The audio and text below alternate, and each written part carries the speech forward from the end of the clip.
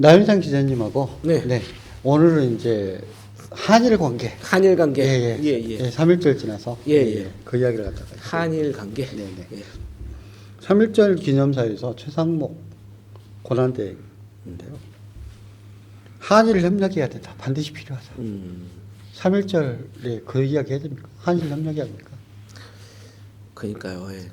이게 포괄적으로는 예. 맞는지는 모르겠습니다만은 네.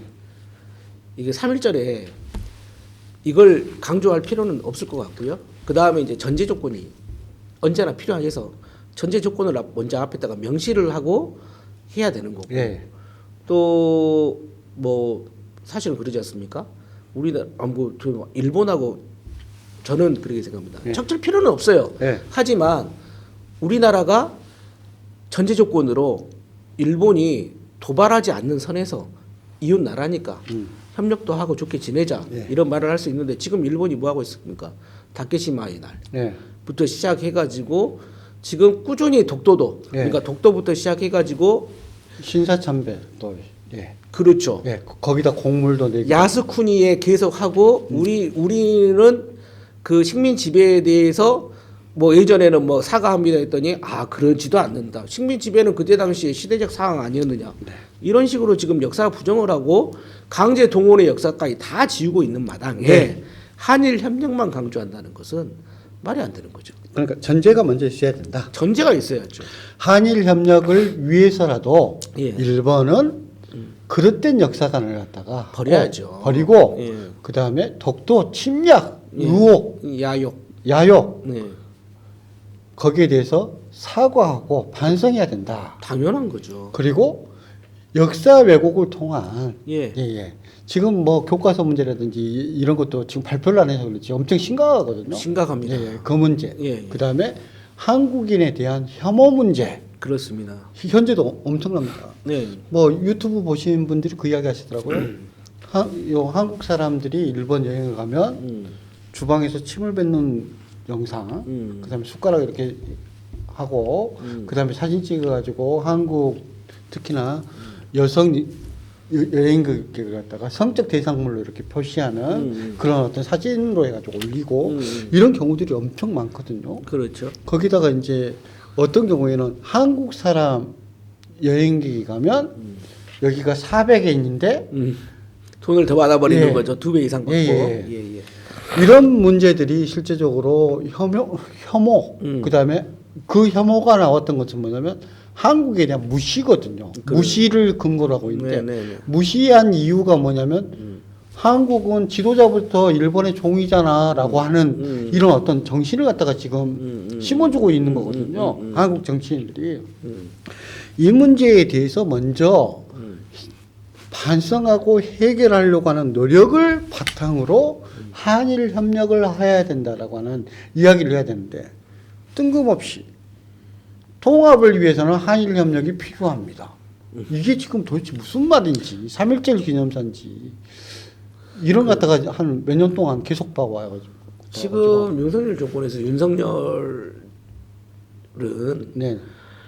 일본에 일방적으로 구력 외교를 했지 않습니까? 지금 생각해 보십시오. 사도광산 유네스코 등재하기 위해서 사도광산부터 시작해서 거기에 지금 강제 동원의 역사 조선인들이 수만 명이 죽었음에도 불구하고 그거 다 지금 부정하고 있고요. 네네. 거기 앞에 안내판 세운다고 해놓고 안 세웠지 않습니까? 네네. 거짓말하고. 그렇죠. 군함도도 마찬가지예요. 네네. 그러게 해서 다 해주고 하나도 얻은 게 없습니다. 다케시마 날은 오히려 윤석열 이 대통령이 되고 나서 윤석열 정부가 들어서고 나서 일본은 오히려 역시 확실하게 독도가 아니라 다케시마다 우리가 되찾아야 된다. 무력으로도 되찾아야 된다는 이러한 지금 분위기가 팽배해져 있어요. 네.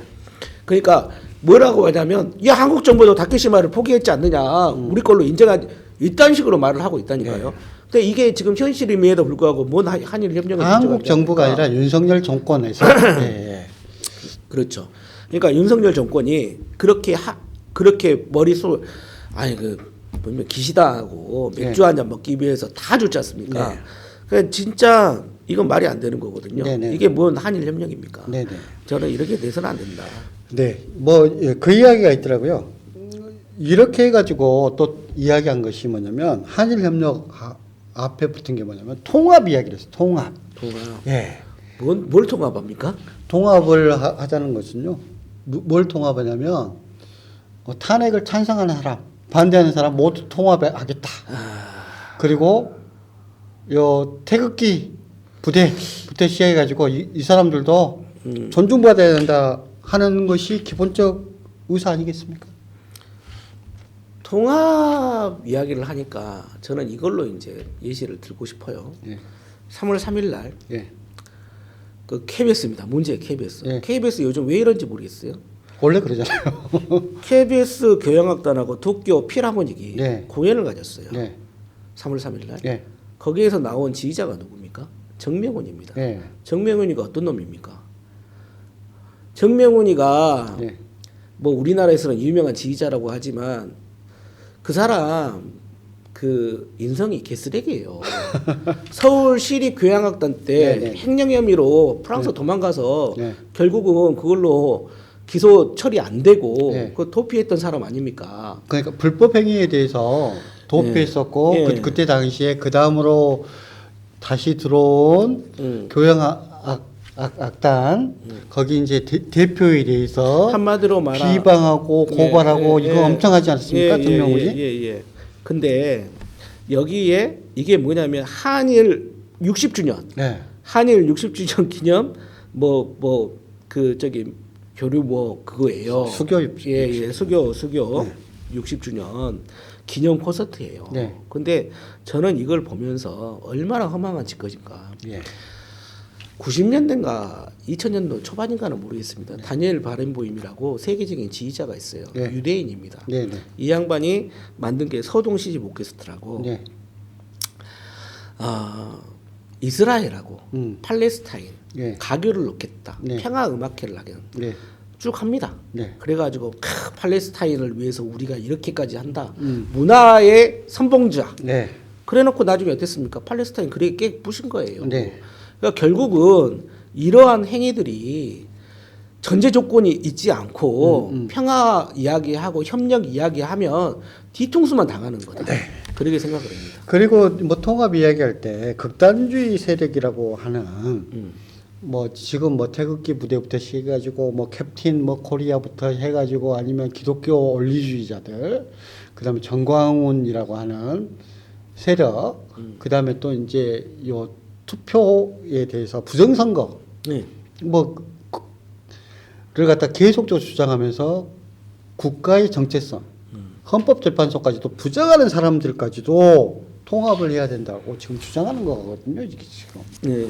그러니까요. 그건 말이 안 되는 거죠. 통합의 전제 조건이 좀 있어야 될 것 같다. 그 통합을 하려면 자 그렇게 폭력적인 사태에 대한 그 유튜버들 네. 극단적인 세례 뭐 이렇게 하는 사람들을 불법 행위에 대해서 백색 테러라고 인정하지 말고 네. 예전에 그 이승만이가 백색 테러 다 인정해줘서 그랬지 않습니까? 네. 사람들 학살한 것도 다 봐주고 우익 청년들 네. 그 유명한 뭐 단체들 있지 않습니까? 근데 세상이 변했는데도 아직까지도 경찰들이 이 아이에 대해서 네. 그렇게 폭력 행위를 하는데도 멀뚱멀뚱 바라보고 있다는 네. 것 자체가 나는 웃기더라고요. 그래서 극단주의 세력들이 난동을 부리고 있는 곳에서는 통합은 존재할 수 없다. 극단주의 세력이 발붙이지 못하도록 하는 것이 통합의 시작이다. 그렇죠. 예. 아니 공권력은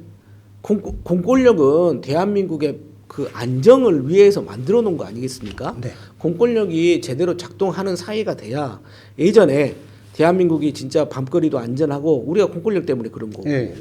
그런데 지금 불법 유튜버들이 마치 자기들 세상인 것처럼 다른 사람에게 폭언하고 폭력을 행사해도 경찰들이 그걸 제지하지 않고 가만히 보고 있다는 건 난 참 이해가 안 가더라고요. 거기다가 이제 법원, 예. 예. 그렇죠. 법원 난입했죠. 그 다음에 각각 헌법재판관에 대해서 살해 위협까지 하고 있지 않습니까? 그렇습니다. 그리고 막말 시위하고 있지 않습니까? 그리고 그것뿐만 아니라 지금 대학을 갖다 이렇게 돌면서 실제적으로 그 대학 졸업자들도 아니에요. 예. 근데 똑같은 사람들이 가서 막말하고 그 다음에 선량한 시민들에게 막 폭력을 휘두르고 하는 것도 경찰이 다 막아준단 그 말이에요. 폭력을 휘두른 사람을 보호하는 게 경찰 공권력이 돼버리기 그게 때문에. 이승만 시절이랑 다를 게 네. 뭐 있습니까? 그게 그러니까. 그리고 이제 문영배 헌재 재판관에 대해서 이렇게 집 앞에서 이렇게 시위하는 사람. 그러니까요. 네. 그런 것도 좀 물론 이제 거기 뭐 몇 미터 뭐 이런 거 있겠지만 그런 것까지 방치를 해야 되는가? 나는 그것도 모르겠고 거기에 집회를 하게끔 또 이게 해줘야 되는가? 아니 이제 집회는 하는데 그것이 폭력적으로 간다든지 아니면 데시벨이 높다든지 여러 가지 규제 조건이 있음에도 불구하고 관대하다는 거예요. 그러면 안 되죠. 극우 세력들은 시민들을 갖다가 괴롭히고 뭐 거기다가 밀치고 그 다음에 들고 있는 정당한 어떤 프랑카드를 갖다가 찢어버리고 하는 것에 대해서 모두 다 관대하고 그러니까요. 그러면 안 되잖아요. 거기에 비해서 다른 어떤 시위대는 춥게 이렇게 해가지고 뭐 해가지고 밤을 새가지고 이렇게 해가지고 정당한 시위를 하면도 불구하고 그것이 불법 시위다라고 해가지고 집회 자체를 불허하고 예, 탄압하는 예. 이런 것은 좀 아니지 않는가. 거기서 통합이 시작되지는 못한다. 그런데 문영배 헌법재판관 막말 시위에 누가 와 있느냐? 그 대표가 누구냐? 안정권 아닙니까? 안정권이 아니라 총괄 대표는 부정선거 부패 방지대라고 하는 단체 이름이에요. 아 그래요. 부정선거. 뭘 부정선거에 있다는 거예요? 그러니까 윤석열하고 지금 똑같은 이야기를 하는 건데 여기에 대표 이름이 황교안입니다. 황교안. 그리고 성균관대학교 앞에 가가지고 또 그 탄핵 반대 집회하면서 학생들을 뭐 못 지나가게 하고 시민들한테 뭐 폭력이 들르고 했었던 이화여대도 마찬가지고 했었던 그 집회에도 성균관대 집회에 황교안이 또 나타나가지고 또 떠들었다는 거 아닙니까? 부정선거라고. 하여튼 교회가 문제네요. 그 보수 교회가. 그래서 통합을 위해서는 여기에 대한 처벌 없이 막말하고 거짓말하고 그다음에 극단주의 세력이 폭력을 통해서도 헌법 기관을 갖다가 붕괴시켜버리겠다, 없애버리겠다, 그리고 살해해버리겠다라고 하는 사람들하고 어떻게 통합을 하느냐, 그것에 대한 정확한 발붙이지 못하게 대한 공권력의 정당한 집행을 기초해야만 통합이 시작되는데 지금 부총리는 최상무 부총리는 그것 없이 통합 이야기를 하니까 정말 윤석열이 이야기하는 공정하고 지금 이게 똑같은 건가. 헌법 사전이 또 대한민국 국어 사전이 지금 개판이 돼버렸다. 그렇죠. 그러니까 결론을 짓자면 일본하고 협력해요. 네. 뭐 못할 이유는 없지 않습니까? 대신에 그거에 맞더니 이퀄 상태를 만들어야 된다. 네.